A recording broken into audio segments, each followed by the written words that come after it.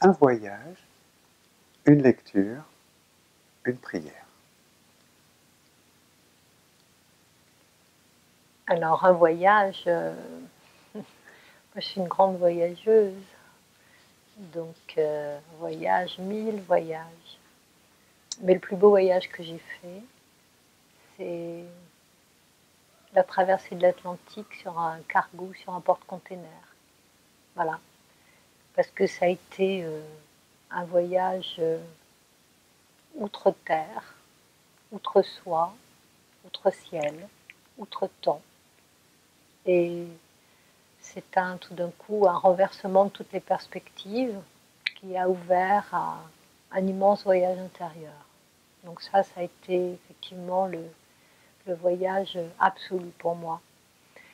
Une prière, ben, je vais en dire deux, parce que celle qui me paraît fondamentale, puisqu'elle nous a été enseignée par Jésus lui-même, c'est le Notre Père, que j'ai expérimenté. Je raconte l'histoire dans mon livre sur lettre ouverte à un jeune chrétien et à ceux qui ignorent qu'ils le sont. C'est cette prière qui m'a sauvée à Sarajevo, où j'étais au moment effectivement de la guerre, au plus dur de la guerre, sous des bombardements. Et là, je me suis surprise à la dire, parce que j'avais très très peur, j'étais tassée contre l'angle d'immeuble. Et tout d'un coup, j'ai compris tout ce qu'elle voulait dire. C'est-à-dire que je l'ai incorporée, parce que tout ce qui n'était pas cette prière autour de moi, c'est-à-dire la guerre, était en train de me faire comprendre son importance. Et puis, intimement, le Je vous salue Marie. Le Je vous salue Marie, parce que c'était notre petite liturgie avec ma sœur, le soir, quand on allait chez notre grand-mère. Elle nous faisait dormir dans un grand lit qu'elle nous avait, alors l'hiver, elle nous l'avait bien réchauffé sous l'édredon. Et puis on avait une petite Vierge de Lourdes sur la table de chevet. Et on répétait toutes les deux ce Je vous salue Marie. Et c'était quelque chose de délicieux, parce que j'avais l'impression vous savez, comme les bébés qui touchent leur doudou, voilà, d'une intériorité extraordinaire, d'une immense douceur, de cette présence de ma sœur qui était à côté de moi, de ce partage incroyable à l'intérieur de la tendresse de notre grand-mère. Et puis j'ai réalisé, bien plus tard, que ce Je vous salue Marie s'adressait à moi. Voilà, c'était aussi un appel, que c'était les paroles de l'ange de l'Annonciation, et que d'une certaine façon, c'est une annonciation de ma propre féminité.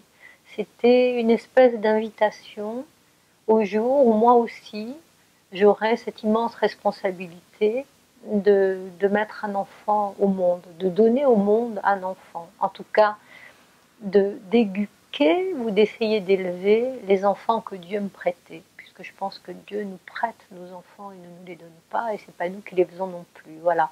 Donc, ces deux prières qui sont essentielles. Une lecture? Alors, une lecture, Rimbaud. Alors, les évangiles et Rimbaud, voilà. Donc ça, quand j'étais petite, j'allais à la messe, évidemment, parce que c'était avec mon frère et ma sœur.